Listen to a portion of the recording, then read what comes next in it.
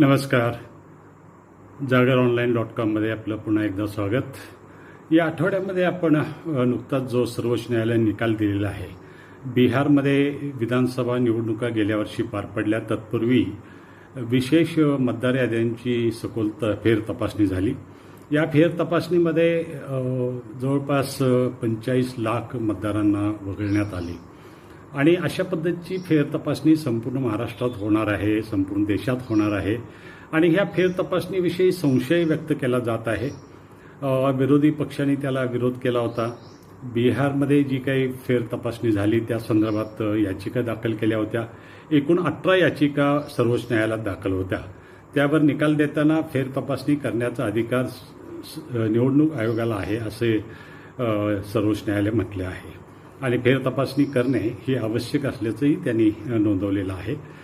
फेर तपासणी करताना एक मुद्दा समोर आला होता की घुसखोरी ज्यांनी केलेली आहे किंवा जे परकीय नागरिक आहेत त्यांना शोधून काढण्याचा उद्देश आहे असं सरकारतर्फे वारंवार सांगण्यात आलं होतं. खरं तर निवडणूक आयोगाकडून घुसखोरांना शोधून काढणे हे काही काम निवडणूक आयोगाचं नाही.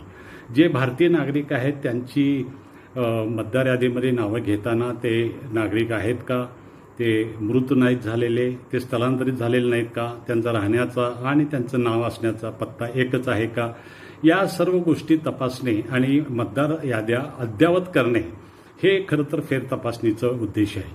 ही काय फेर तपासणी पहिल्यांदा होत नाही. यापूर्वी सुद्धा 13 वेळा या देशामध्ये मतदार याद्यांच्या फेर तपासण्या झालेल्या आहेत आणि त्या फेर तपासण्या होत असताना जे काही संशय वाटेल किंवा ज्यांचे कागदपत्र नाही आहेत किंवा ज्यांचा पत्ता सापडत नाही अशा लोकांची तपासणी केली जाते आणि सर्वांनी आपली माहिती निवडणूक आयोगाला द्यावी लागते. पण या फेर तपासणीविषयी आणि घुसखोरी याच्याविषयी जो काही संबंध जोडला गेलेला आहे, खरं तर घुसखोरी संदर्भात यंत्रणा राबवणे किंवा त्यांना भारतीय नागरिकत्वाचे कागदपत्र न मिळणे ही सर्व शासकीय यंत्रणेची जबाबदारी आहे. निवडणूक आयोगाची ती पूर्णतः जबाबदारी नाही आणि त्यामुळं ह्या घुसखोरी संदर्भात किंवा मतदारसंघाच्या फेररचनेसंदर्भात जे काही वाद निर्माण झालेले आहेत त्याच्यावर आपण या आठवड्यामध्ये लिखाण केलेलं आहे. तो लेख कसा आपल्याला वाटतो आणि घुसखोरांच्या संदर्भात शोधण्याची नेमकी जबाबदारी कोणाची याच्याविषयी देखील आपण यामध्ये चर्चा केलेली आहे. आपल्याला हा जागर कसा वाटला आपण जरूर कळवावे. धन्यवाद.